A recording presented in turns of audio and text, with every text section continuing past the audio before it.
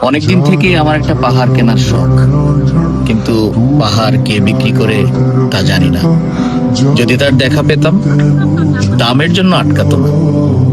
আমার নিজস্ব একটা নদী আছে, সেটা দিয়ে দিতাম পাহাড়টার বদলে। খেয়ে না জানে পাহাড়ের চেয়ে নদীর দামই বেশি। পাহাড় স্থানু, নদী বহমান। তবু আমি নদীর বদলে পাহাড়টাই কিনতাম, কারণ আমি ঠকতে চাই। নদীটাও অবশ্য কিনেছিলাম একটা দ্বীপের বদলে। ছেলেবেলায় আমার বেশ ছোট্ট খাট্ট ছিমছাম একটা দ্বীপ ছিল, সেখানে অসংখ্য প্রজাপতি। শৈশবে দ্বীপটি ছিল আমার বড় প্রিয়।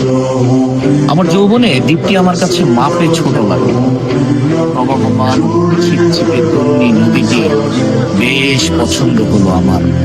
বন্ধুরা বলল, ওইটুকু একটা দ্বীপের বিনিময়ে এত বড় একটা নদী পেয়েছিস, খুব জিতেছিস তো মাইরি। তখন জয়ের আনন্দে আমি বিহ্বল হতাম।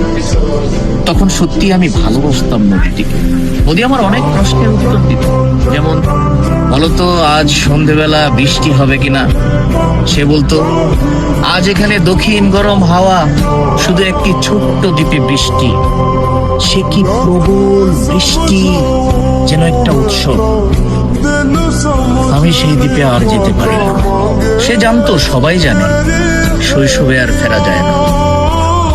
এখন আমি একটা পাহাড় কিনতে চাই। সেই পাহাড়ের পায়ের কাছে থাকবে গহন অরণ্য। আমি সেই অরণ্য পার হয়ে যাব।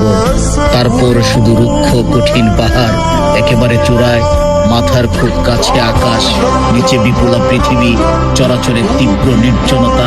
আমার কণ্ঠস্বর সেখানে কেউ শুনতে পাবে না। আমি ঈশ্বর মানি না তিনি আমার মাথার কাছে ঝুঁকে দাঁড়াবেন না।